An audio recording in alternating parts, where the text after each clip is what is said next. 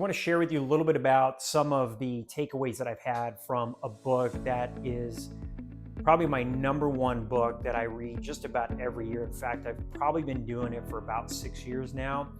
And it's something that's helped me tremendously throughout my career, and more importantly, as I've become an entrepreneur recently. And I would highly recommend, again, whether or not you're an entrepreneur, this book can help you in many different ways. And a couple of the different ways that it helped me is I'm going to kind of go through just a few themes that I thought were very beneficial, and it might be something that could interest you as well. So the first one is developing a burning desire. And so what that means is having something that you want to go after with all of your power, something that you will give anything to achieve. You've heard it from many different people that you want to go after something that you're passionate about, something that you will do anything to get. And this is really what that theme is about. And whatever it may be, again, this could apply to your business, your personal life, but to identify burning desire, to want to make sure that you have the right attitude, that you have the right discipline in place to get to this goal. In fact, one of the stories that I love that comes out of this book, it talks about an individual that's digging for gold. And he dug and dug and dug and dug, and finally got to the point where he just said, I'm done. He says, I'm not going to find it. So somebody came over to the hole that he had done all the work, all the effort, had dug the hole, and just picked up right where he left off, and 3 feet later he found the gold.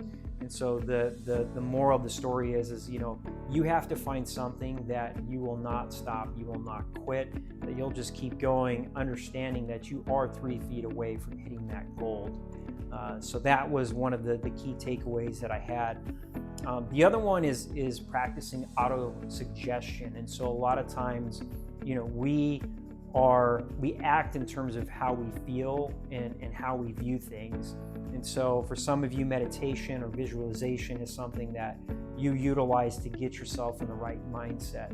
So it's using affirmations, things that you can do to basically I wouldn't say trick, but to get it implanted in your subconscious mind so that you already believe it, whether or not it's happened yet. For me, visualization is key. I probably spend 15 to 20 minutes meditating every single day. And when I say meditating, it's really visualizing where I see myself in the future. And it's helped. So every day as I go throughout my day, not only do I have that burning desire, but I have that visual of where I know I will be at. Not where I think I'll be or where I may be at, but where I will be. So that auto-suggestion is something that is really important. And I would say if you're not already doing it, I would highly recommend it. Get a picture, get a visual of where you want to be, what you want to look like, if it's physical related, relationship related, whatever it is, have a picture of what that looks like. And even if it's just for a couple minutes every single day, just visualize it so that you know what you're working hard to get to. Another theme is really focusing on, specializing in the area that you're in. So always continuously learning and getting knowledgeable. So, for me, that's reading and podcasts. So I read probably anywhere between 10 to 15 pages a night of a different book. And I think right now, so far this year, this is September, I've read probably close to 15 books, pretty decent sized books. And even though 10 to 15 pages doesn't seem like a lot, it adds up over time. And it's something that will constantly just add more knowledge to just your daily life. And I would encourage you to look at all kinds of different books. It doesn't have to be business related. Doesn't have to necessarily be personal development related. It could be a new skill. Maybe you want to learn how to cook. Read a cookbook. Read different techniques on how to cook. There's a hobby that you're interested in. But it's about continuously learning and developing your skill set is something that is really important. The next one I would say I've learned over the years is the most important, and that's surround yourself around the right people. So it talks about masterminds, and you hear this word thrown out a lot, and you have several different masterminds, and that's kind of like the new buzzword. I'm sure as you look around, there's masterminds for everything.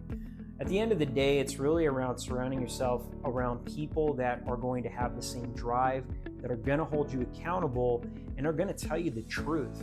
A lot of times we surround ourselves around people that will tell us what we want to hear.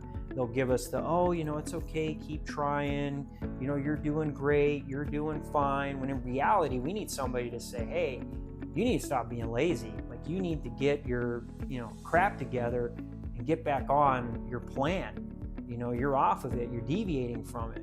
So being around the right people, those that are going to challenge you, tell you, again, what you don't want to hear, but they're doing it because they have your best interests in mind.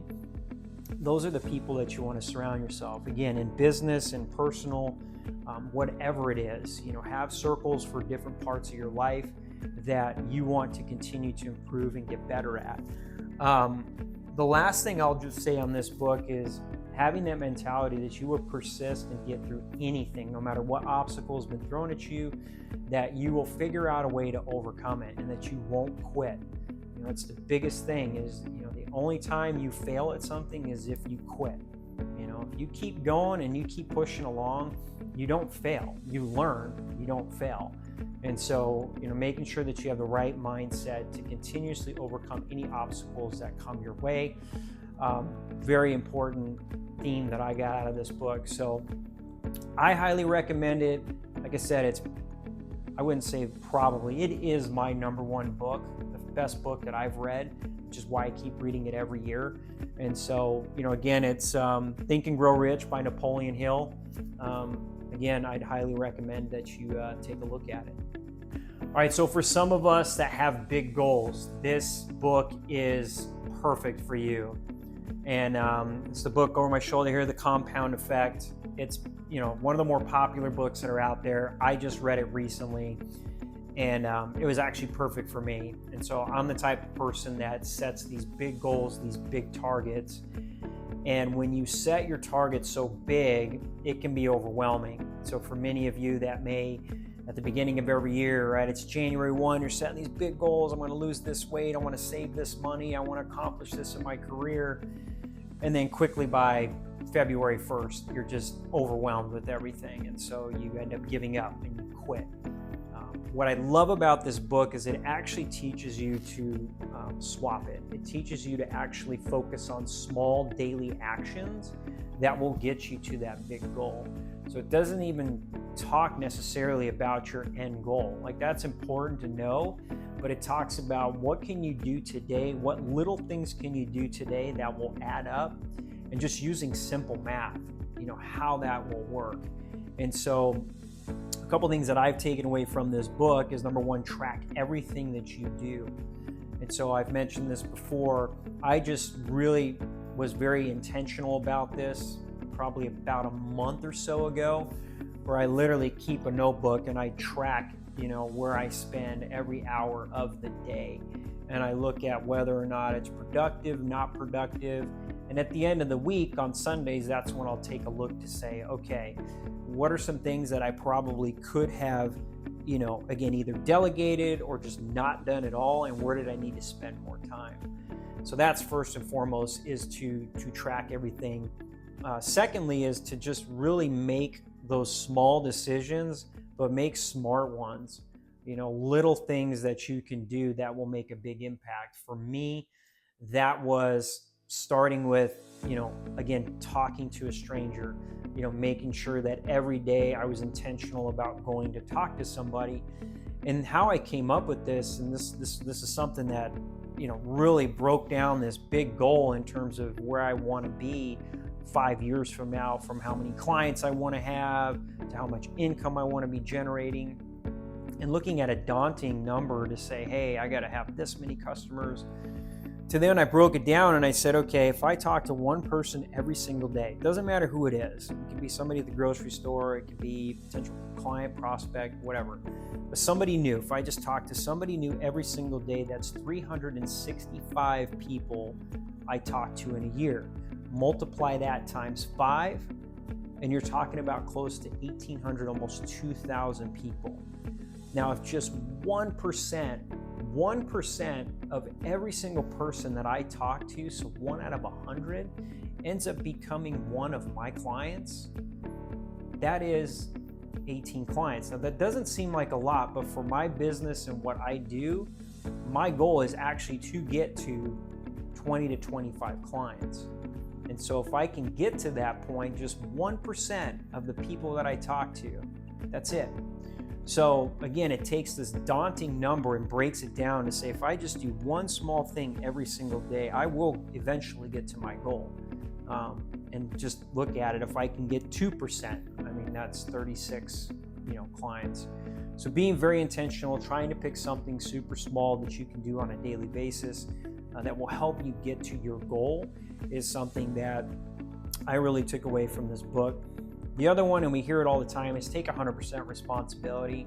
I'll be the first to admit that, I've gone through times in my life where I've blamed other people for what's happened to me. It was like, oh, if this person didn't do this, or, they treated me wrong, or, I had to overcome this obstacle and that person didn't have to do that. And, we just have a tendency to want to make excuses for why we didn't do certain things. And the first time that we just take responsibility allows us to stop and move forward, right? So when you want to look at different things that happen to you throughout your life, you want to make sure that you're taking responsibility for it and not trying to blame other people or external circumstances that put you in the situation that you were in. So that was another good takeaway. The other one, as I mentioned, is just building momentum through consistency.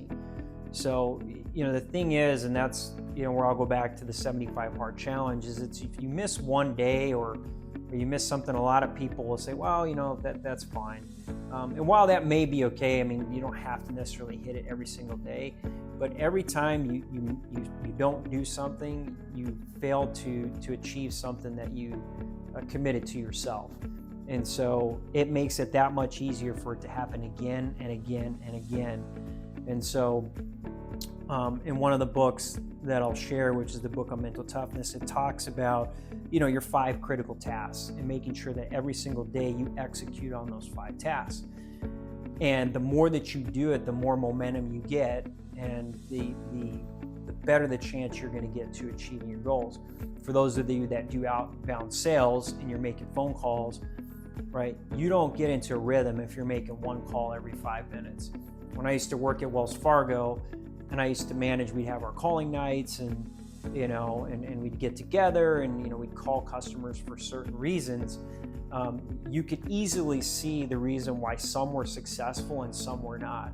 It was the ones that, they'd make 2 calls and then they had to go to the bathroom. Then they make another 3 calls and then they had to grab a piece of pizza. So there was never this flow. They were never able to get into a flow. And so at the end of the night, it was, well, I tried. I wasn't able to get a hold of anybody. But then you have the other individual that just crushed it for an hour and just made call after call after call. And yeah, those first 5 calls were probably horrible.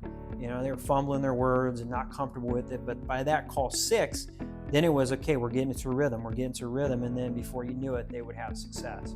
So creating that momentum and continuing to not, miss a day with whatever it is that you're committing to is something that's really important.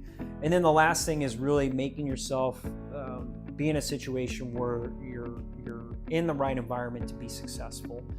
Don't put yourself at a disadvantage. Make sure that you're in the right environment that is going to be aligned with your goals. So if you commit to going to the gym every day, make sure that gym isn't 20 miles from your house. Put yourself in a situation where it's within a reasonable distance, and you eliminate the number of reasons why you can't do something. Put yourself in an environment that is going to help you be successful. The other thing I would say, and for me, this is particularly a challenge for me, is if you're trying to lose weight or you're trying to eat healthy, keep all the ice cream out of the freezer, keep all the cookies out. For me, I love ice cream and cookies. So even though I've got to the point now where I have the mental discipline where I can have it and not, have that temptation, it's still, for some people, they don't. And so, whatever it is, put yourself in an environment where you have the best chance to be successful.